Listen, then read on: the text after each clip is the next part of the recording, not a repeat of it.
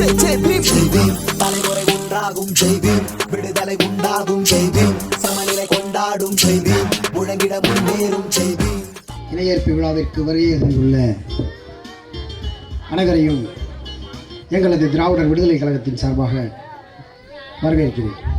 என்னங்க கல்யாணம்னு சொன்னாங்க, ஒரு ஐயர் இல்லை, எந்த பூஜை சடங்கு சம்பிரதாயம் எதுவுமே இல்லை. கல்யாணம்னு சொன்னாங்க, எல்லாம் நிறைய பேர் கருப்பு சட்டை போட்டு வந்துட்டு இருக்காங்க. கருப்பு நல்ல விஷயங்கள்ல ஆகாதுன்னு சொல்லுவாங்க.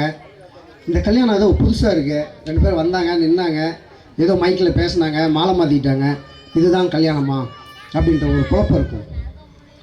இதே போல தான் ஏற்காட்டில் பார்த்தீங்க அப்படின்னா நகர்ப்புறத்தில், இது கிராமப்புறத்தில் நடக்கிற சுயமரியாதை திருமணம். நகர்ப்புறத்தில் ஏற்காடு டவுனில் பார்த்தீங்கன்னா என்னுடைய திருமணம் நடந்தது. சுயமரியாதை திருமணம் எங்களது தலைவர் தோழர் கொளத்தூர் மணி தலைமையில் நடந்தது. அது எப்படி நடந்தது அப்படின்னா யமகண்டத்தில் நடந்தது. இதே போல் கருப்பு சட்டை, கருப்பு புடவை, தோழர்கள் மாலை மாற்றிக்கிட்டோம், அவ்வளோதான். அதுக்கு அடுத்து பார்த்திங்கன்னா எங்களுடைய வீட்டிலேயே மத மறுப்பு திருமணம். முதல்ல என்னுடைய திருமணம் சாதி மறுப்பு திருமணம், 2வது மத மறுப்பு திருமணம் எங்களுடைய அண்ணனுது. அதுக்கடுத்து எங்கள் அக்கா பொண்ணுது, அதுவும் சாதி மறுப்பு திருமணம். அதுக்கடுத்து எங்களுடைய தோழர்களுடைய திருமணம் சாதி மறுப்பு திருமணம். தோழர் தேவபிரகாஷ், நான்சி அப்படின்னு சொல்லி அவங்களுக்கும் சுயமரியாதை திருமணம் தான் நடந்தது. அதுக்கு அடுத்ததாக பார்த்தீங்க அப்படின்னா தோழர் கணேஷ் எங்களுக்கு அறிமுகமானார். அவருடைய திருமணத்தை கண்டு நாங்கள் மிரட்சி ஆனோம். அதுக்கடுத்து தோழர் தனபால் பத்திரிகைக்கு வரும்பொழுது அதிர்ச்சி தாங்க முடியல. ஏன்னா அவருடைய பத்திரிகை பார்த்ததும் அப்படியே மிரட்சி ஆகி போயிட்டோம். அதில் இருக்க தலைவர்களை பார்த்ததும் இன்னும் பயங்கரமாக அதிர்ச்சி ஆச்சு. என்னடா வாசிப்பு பயங்கரமாக இருக்க மாட்டேங்குது. உண்மையாக வெக்கத்தை விட்டு சொல்கிறேன், அந்த பத்திரிகையில் இருக்கிற 2-3 தலைவர்களை பற்றி இன்னமும் நான் படிக்கவே இல்லை. அதை பார்த்ததும் நம்மளுடைய தேடலை இன்னும் இன்னும் இன்னும் விரிவாக்கணும் அப்படின்ற எண்ணம் எங்களுக்குள்ளே எழுந்தது. இப்படி ஒரு குக்கிராமத்தில் இருந்து வந்திருக்கிற இந்த தம்பி இவ்வளோ சிந்திச்சிருக்காரே.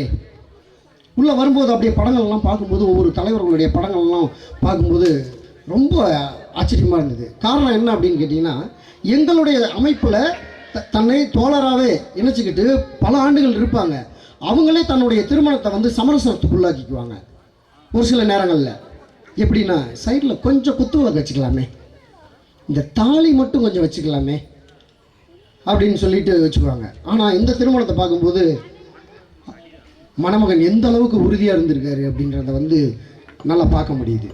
இது மட்டும் இல்லை, ஏற்கனவே தோழர் சொன்ன மாதிரி முதல்ல இந்த திருமணத்துக்கு சம்மதம் தெரிவித்த பெற்றோர்களுக்கு எங்களது திராவிடர் விடுதலை கழகத்தின் சார்பாக மீண்டும் மீண்டும் மீண்டும் மீண்டும் நன்றியை சொல்லிக்கிறோம். இந்த சுயமரியாதை திருமணம் பார்த்தீங்க அப்படின்னா ரொம்ப மகிழ்ச்சியாக வாழலாம். அம்மி மிதித்து அருந்ததி பார்த்து சடங்கு சம்பிரதாயம் பொருத்தங்கள் எல்லாம் சரியாக இருக்கான்னு பார்த்து திருமணம் பண்ணுவாங்க. 3 மாதத்தில் 2 மாதத்தில் கோர்ட்டில் போய் நிற்பாங்க. கணவன் மனைவி 2 பேரும் திருமணமான புதுசில் பார்த்தீங்கன்னு வச்சுங்க, ஒருத்தர் கொஞ்சிக்குவாங்க, பயங்கரமாக கொஞ்சிக்குவாங்க. இந்த அம்மா சொல்லும், இவர் சொல்லுவார், ஏய் நீ ரொம்ப அழகாக இருக்க. அந்த அம்மா சொல்ல, இல்லைங்க நீங்கள் தான் ரொம்ப அழகாக இருக்கீங்க அப்படின்னு. உடனே அந்த அம்மா சொல்ல, இல்லைங்க பாருங்கள் மூஞ்சில் பருவெலாம் இருக்குது, இது அசிங்கமாக தானே இருக்குது. இல்லை அதுதான் உனக்கு அழகே அப்படின்னு சொல்லுவார்.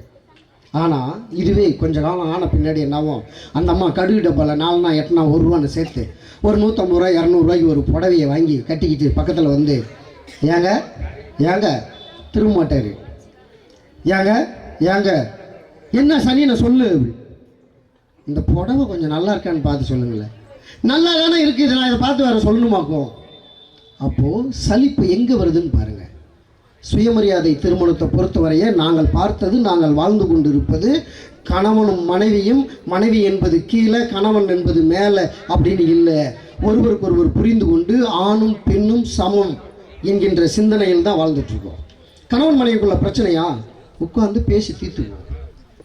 தோழர் சொன்னாங்க, விட்டு கொடுத்து போகிறதும் எங்களுடைய வாழ்வில் நடந்துகிட்ருக்கு. அதனால் நாங்கள் சொல்கிறோம், விட்டு கொடுத்து போவோம். சில விஷயங்களில் சிக்கல் வந்தால் பேசி தீர்த்துக்குவோம். அதுதான் நீண்ட காலத்துக்கு நம்மளை எந்த சிக்கலும் இல்லாமல் ஆரோக்கியமாக கொண்டு போகும். இந்த பகுத்தறிவு சிந்தனையோட சுயமரியாதை திருமணம் பண்ணுறவங்க பார்த்தீங்கன்னா வாழ்க்கையில் ரொம்ப மகிழ்ச்சியாக இருக்கலாம். நமக்கு பார்த்தீங்க அப்படின்னா சடங்கு சம்பிரதாயம் செவ்வாய்க்கிழமை பூஜை பண்ணணும், புதன்கிழமை பூஜை பண்ணணும், வெள்ளிக்கிழமை பூஜை பண்ணணும், அஷ்டமி நவமி அது இதுன்னு பூ வாங்கணும், பூஜை பண்ணணும், பூஜை எதுவுமே இல்லை. நமக்கு பொருளாதாரமும் மிகப்பெரிய அளவில் மீதியாகும். சுருக்கமாக சொல்லணும்னா பகுத்தறிவை கொண்டு சிந்தித்து வாழ்வும் வாழ்க்கை தான் சுயமரியாதை திருமணம். அப்படி ஒரு திருமணத்தை செஞ்சிருக்கிற இந்த தோழர்களை எங்களது திராவிடர் விடுதலை கழகத்தின் சார்பாக மீண்டும் மீண்டும் வாழ்த்தி விடைபெறுகிறேன். வாய்ப்பிற்கு நன்றி பாராட்டி விடைபெறுகிறேன். நன்றி, வணக்கம். தலைமுறை ஒன்றாகும் விடுதலை உண்டாகும்